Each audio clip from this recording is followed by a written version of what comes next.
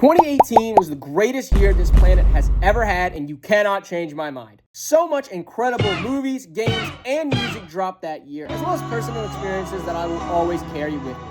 So, as the weight of adulthood slowly crushes me, it's nice to reminisce on a time where responsibilities didn't exist and the most stressful thing in life was getting good seats for the next Marvel movie. So sit on Grandpa's lap and listen as to why humanity has been on a downward spiral since 2018. We'll be taking this one month at a time, going through the highlights of each month, and elaborating on specific topics. And since there's a lot to cover, I'll only be going into detail about stuff I personally have seen.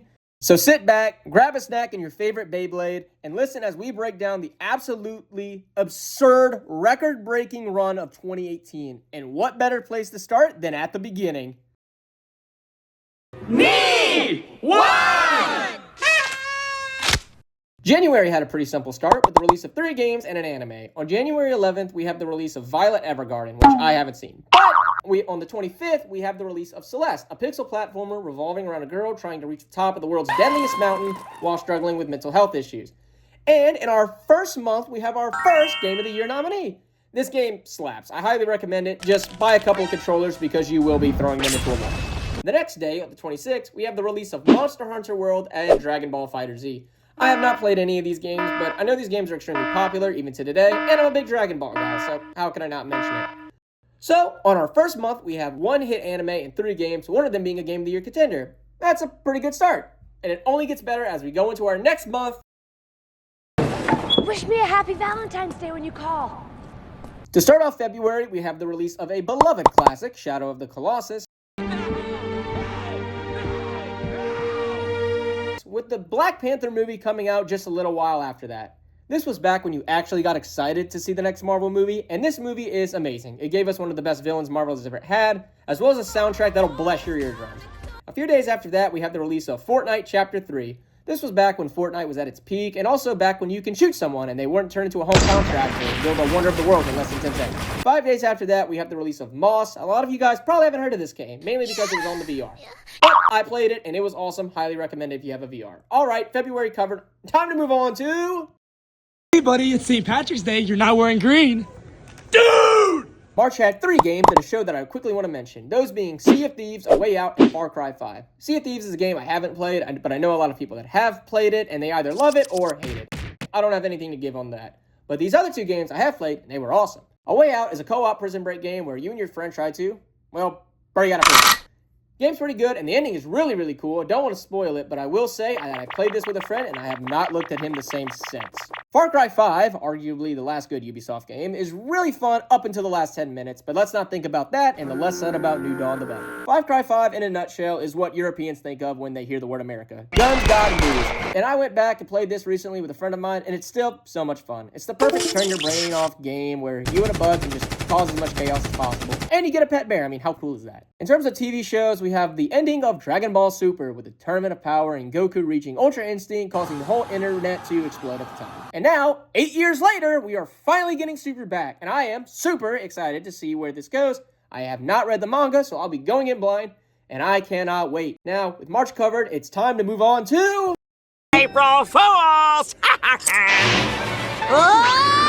April saw the release of 2 movies and a game, and 2 of those releases are on the Mount Rushmore of 2018. Starting off with A Quiet Place, one of the best horror movies in recent years, followed by the winner of the Game of the Year 2018, God of War 2018, or God of War Reboot. Not really a reboot either. I think they should have just called it God of War 5, but who cares? The game is extraordinary. I don't have to go into detail why Boy Simulator is peak fiction, and speaking of peak fiction, we have arguably the greatest MCU movie ever made, Infinity War. God, this movie is so good. This is how you do it right here. Everything came together so perfectly. We have the best villain the MCU ever had, and an ending so devastating and iconic, it shattered men's souls. I still remember that night. Me and my friends were all hyped and excited walking into the theater, and then walking out, as you saw us, you would have thought we just left a funeral. They did the impossible with this movie. They killed Spider-Man. This movie truly felt like years of build-up paying off, and I wish I can feel this hyped about a Marvel movie again. I love Endgame, but Infinity War was just different, man. I truly don't know how else to describe it other than just peak. Alright, I'm going to speedrun the summer because I really want to get to the fall, and while there was good stuff, not a whole lot worth diving into, so let's just get to it. May saw the release of Fortnite Chapter 4, which was when me and my friends played the most. It also saw the release of Goodbye and Good Riddance, Juice WRLD's first album and one of my personal favorite artists. We also got our third Game of the Year nominee, Detroit Become Human. Sorry, never played it. June saw the release of one of the scariest films in the last 10 years, Hereditary, and on the other side of that spectrum, we have Incredibles 2. I also went to Wyoming, which was awesome. July saw the release of Attack on Titan Season 3 Part 1 and Mission Impossible Fallout, easily one of the best Mission Impossible movies. August saw the release of the first My Hero movie, Astroworld and Dead Cells. And that summer was also the summer I got my first job doing random manual labor in 110-degree heat. From cleaning houses to digging World War I trenches, all at a beautiful $7.25 an hour. And with that summer out of the way, we finally go on to the greatest month of the year. Do you remember? September 2018 was peak for multiple reasons. I was in the middle of high school, staying up late, no job, no responsibilities, and my favorite show of all time had just come to an end, Adventure Time. Show started up in 2010 and ended beautifully. And then they brought it back like 3 more times. But hey, it was still all pretty good. Literally the following day was Destiny 2 Forsaken, the DLC that saved Destiny for at least 3 months. My relationship with Destiny has always been one of love and hate. I don't really need to go into that again.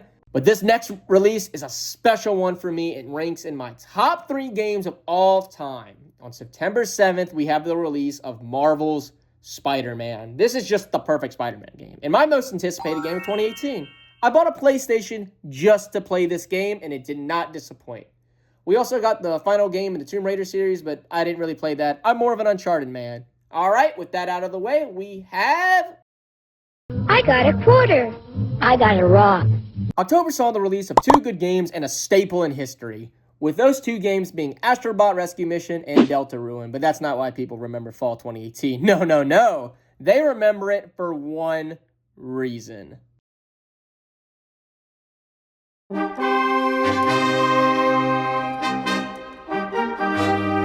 Dead Redemption 2. If I were going to put my Spider-Man bias aside, this was absolutely my most anticipated game of 2018. And I don't need to go into detail why Red Dead Redemption 2 is so good. The writing, the characters, the world, and a story that'll make the most hardened men bawl like children. There's a reason this game is glazed so much. I have no doubt that Rockstar will deliver the same quality with GTA 6 when it comes out. If it ever comes out at all. Sorry I'm late. It's a jungle out there. I had to beat an old lady with a stick to get these cranberries. Honestly, November was probably one of the weaker months this year. Not because it had anything bad, but because we didn't really get a lot. We got 2 pretty good things, though. We got the release of Hitman 2, and we got Creed 2. November was apparently the month of sequels. But I really don't have much to go on for November, so we're just going to move on to the last month.